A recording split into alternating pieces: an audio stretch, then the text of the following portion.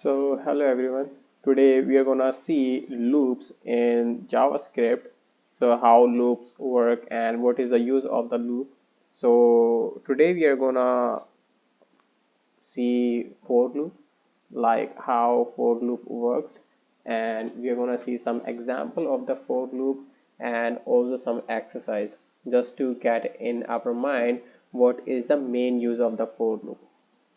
So if like if I have to compare for loop with our daily routine, so if you use any music application or website, so if you have to like repeat the song, so you have an option there which is loop, like having two arrows pointing to the each other. So this is something same here in the JavaScript. So loop means if you wanna repeat something.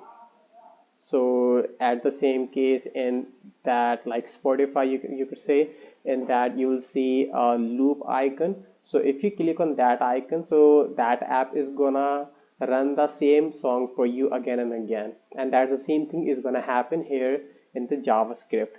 So first of all, we are gonna see the syntax of the loop, for loop. So we have to write for, then parentheses, and inside our for loop we have to declare a variable from where we wanna start our for loop.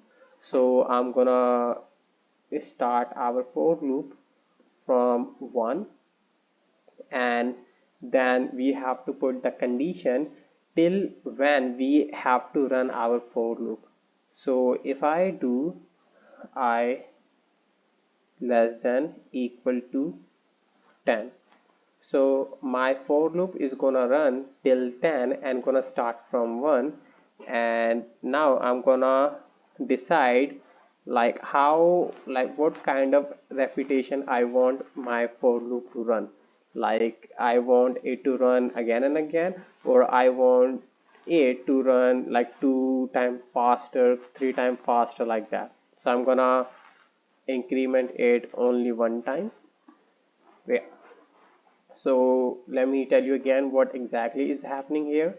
So we have decided a for loop, and inside our for loop we have put the condition, and first we write our initialization. So it means from where our loop is gonna start, and then we put our condition, the ending condition, till when our for loop is gonna run.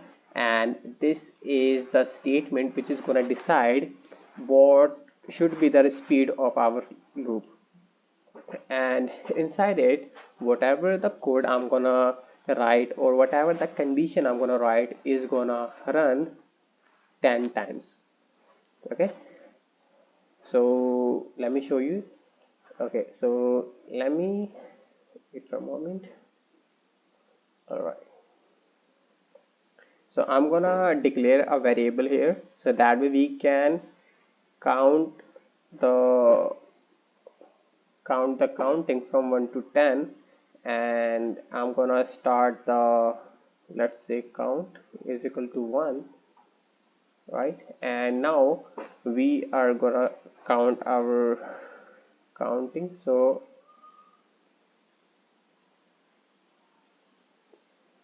okay, and now every time I'm incrementing my count by 1, and then inside it I'm consoling the count. Okay, so if I click on run, so yeah, so I'm supposed to put here 0. So 1 2 3 4 5 6 7 8 9 10. So this is the same condition we have entered here, and that's the same thing is happening here. And suppose if I want to uh, write down the table of 2, how can I do that here? So let's see how can I do it. So let me declare it as a table, and we are gonna put here 2 because we are gonna write down the table of 2. And then table equal to table multiply by 2. So this is something I put here, and then okay, I have to 0, and now I have to put here table because every time we're gonna print the table, that's the reason. So yeah, let me tell you exactly what I did here. I declared a variable table with the value 0, and our loop is same, and inside our loop I am updating my table value every time by multiplying by 2. So every time it like runs 2, again it multiply 2 to 2, 4 to 2. So this is something is happening here, or else we can do one thing. Instead of multiplying, we can sum it. So every time I get the value of table, so suppose first time our table is 0, and I'm adding 2 into it, so now my table's value is 2, and I'm console logging it. So console means you're printing it just to check like whether your code is working or not. So this is the only use of the console, and again it goes here. So let me run it, so after that I will be able to make you understand in a very better way. So yeah, 2 4 6 8. So now let me tell you how is it happening. So first of all, we are initializing our I from 1 till 10, and every time I am incrementing the I value by 1. And inside our table, initially we have the value of the table 0, which I have declared globally outside of the for loop. And in the line number 4, I am adding 2 every time to the value of table. So as I already told you, first time the value of the table is 0, so here this is also 0. Suppose this is the 0, and now 0 plus 2 is 2, so this table's value is 2, and now I'm printing here 2, so this is the 2 here. Okay, and now I'm incrementing my I value. So now this is the second iteration which is happening, and now here the value of the table is 2, right? So 2 plus 2 4, now it has a value of 4, and now I'm printing it, so you can see 4 here.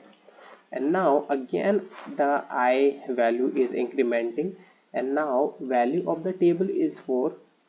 4 plus 2 6, now it has a value of 6, and now in the console log it's printing the value 6, as you can see here. And that's the same thing is happening again and again in the loop until it reaches this condition.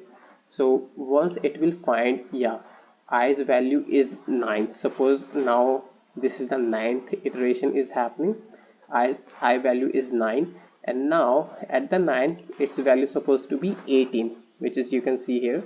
And now 18 plus 2 is 20. Now it has the value of 20. Now it will print 20 here. So now 10, and then 11. Now we have the value, now it has incrementing the value of I 11, and now it will see like checking the condition. So as you can see here, i's value is 11, but the condition is not allowing to the for loop to go inside it.